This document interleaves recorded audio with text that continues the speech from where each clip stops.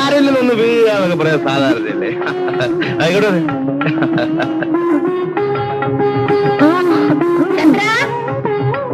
പിള്ളേരെ വന്ന് കാപ്പി കുടിക്ക്. എത്ര നേരമായി? ചന്ദ്ര, നീ ആ പിള്ളേരെ വഷളാക്കുന്നത്. കുറച്ച് വഷളാകട്ടെ അപ്പച്ചി. അല്ല, അപ്പച്ചി ഒന്നേരുന്നേ. നീ പോടാ നിന്റെ പാട്ടിന്.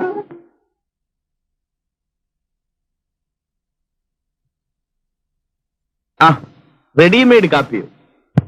അല്ല, കടിക്കാനൊന്നുമില്ല. ബിസ്ക്കറ്റ് തരട്ടെ? എങ്കിൽ പിന്നെ കാപ്പി ഒരു മുലക്കുപ്പിയിൽ ഒഴിച്ചു കൊണ്ടുവരുന്നതാ നല്ലത്. നിന്റെ ഈ കുട്ടിക്കളി എന്നാ മാറുന്നത്?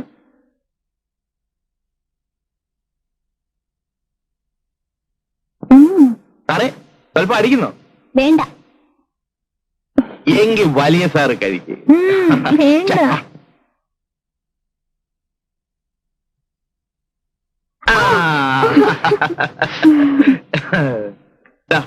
മമ്മിയുടെ കത്തുണ്ട്. മമ്മി എന്താ കത്തിലെഴുതിയിരിക്കുന്നത്? രമണി നന്നായി പഠിക്കുന്നുണ്ടോ, ഞാൻ പഠിപ്പിക്കുന്നുണ്ടോ എന്നെല്ലാം എഴുതി ചോദിച്ചു. ഞാൻ ഇന്ന് തന്നെ മറുപടി എഴുതും. എന്തെഴുതും? 2 എണ്ണവും പഠിക്കുന്നില്ല, ഒന്ന പോലെ വളരുന്നുണ്ട്.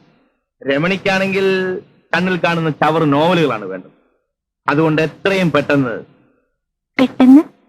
ഞാൻ പറയണമല്ലേ, ഇത്ര ചെറുപ്പത്തിന് അത് കേട്ട് സൂക്ഷിക്കണം. ഡാഡിക്കും മമ്മിക്കും നമ്മളെ ഇഷ്ടമേ അല്ല. അവർക്ക് ഇങ്ങോട്ട് വന്നാലെന്താ? അവരവിടെ കഴിയുന്നതേ സമ്പാദിക്കാനാ. അവരൊന്നും ഇങ്ങോട്ട് വന്ന് കിട്ടിയാൽ മതിയായിരുന്നു. ഈ തേങ്ങയുടെയും പിണ്ണാക്കിന്റെയും കണക്കെടുത്ത് നിർത്താമല്ലോ. ചന്ദ്രേട്ടനും ഞങ്ങളെ കൊണ്ട് ബുദ്ധിമുട്ടായോ? ആഹാ, മോള് പ്രായത്തിനൊത്ത ചോദ്യങ്ങൾ ചോദിച്ചാൽ മതി. ഇരുന്ന് പഠിക്കേ.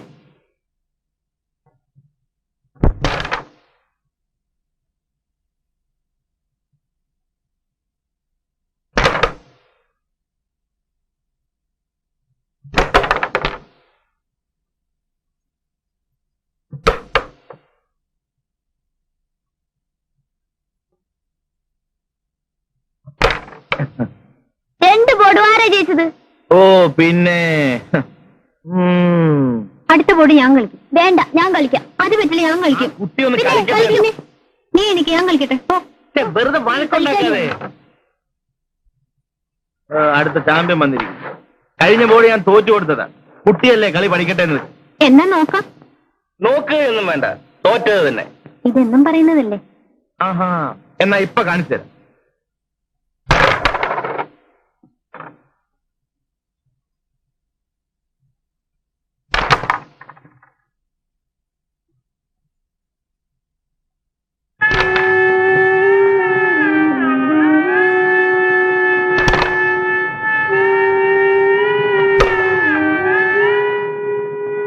Come on, hurry up.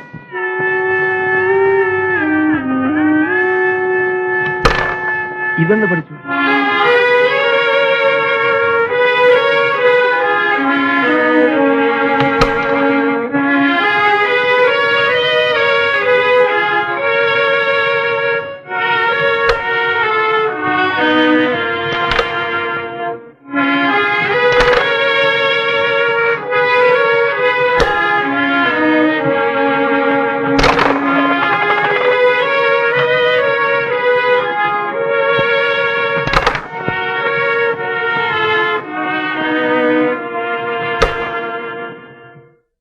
ഇപ്പൊ ആരാ ജയിച്ചത്?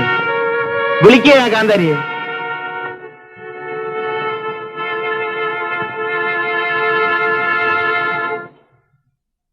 എന്തിനാ എന്റെ കുട്ടി ഈ മഴയത്ത് നനയാൻ പോയത്? പോയി ഏറെ മാറൂ. അക്കാലത്തവൾ വരച്ച മറ്റൊരു ചിത്രമായിരുന്നു ഋതുമതിയായ പെൺകുട്ടി. ഒരു പുൽപ്പായിൽ ഒരു പെൺകുട്ടി ഇരിക്കും. പാതിയടഞ്ഞ കണ്ണുകളിൽ നിഷ്കളങ്കതയ്ക്കായിരുന്നു ഊന്നൽ. പക്ഷെ ചുണ്ടുകളുടെ കോണിൽ പതിയിരിക്കുന്ന നാണത്തിൽ പൊതിഞ്ഞ ചിരിയിൽ ഞാനും ഒരു പെണ്ണായി എന്ന ഭാവം.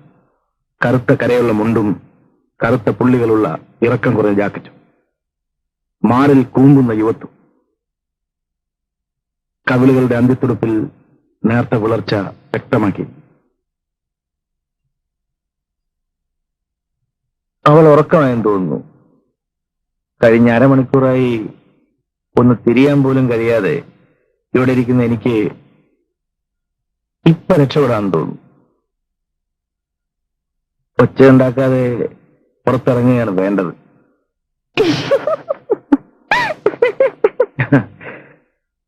അവൾ വന്നു, അടുത്തു ചേർന്ന് നിന്നു.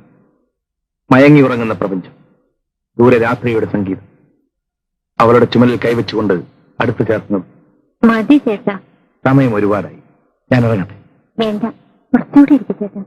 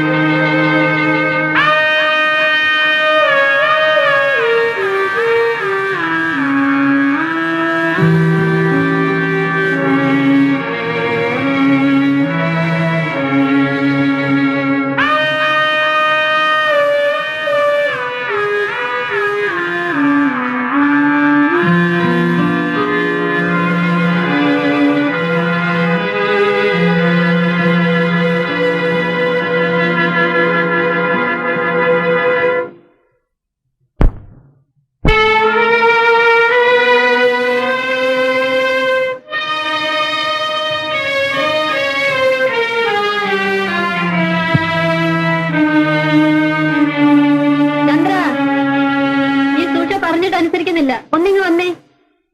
ഞാൻ പോട്ടെ.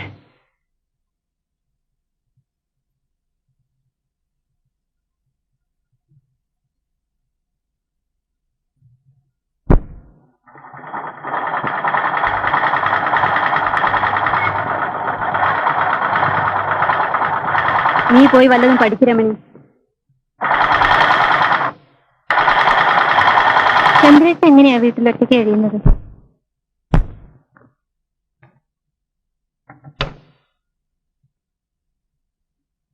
ചന്ദ്രേട്ടൻ എന്താ ഇനിയും കല്യാണം കഴിക്കാത്തത്? ആ, ആർക്കറിയാം. വല്യമാനും വല്യമ്മച്ചും മരിച്ചപ്പോ മുതൽ അവൻ ഇങ്ങനെ താന്തോന്നിയായി നടക്കാൻ തുടങ്ങിയത്. ആ, നീ എന്തിനാ ഇപ്പൊ ഇതൊക്കെ അറിയുന്നത്? എഴുന്നേറ്റ് പോയി വല്ലതും പഠിക്കു വച്ചേ.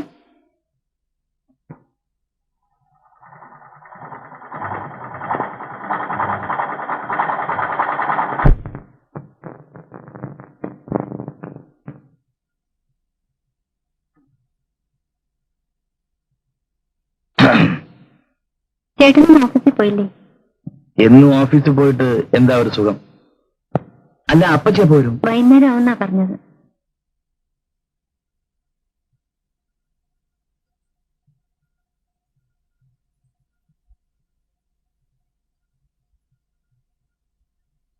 അയ്യടാ,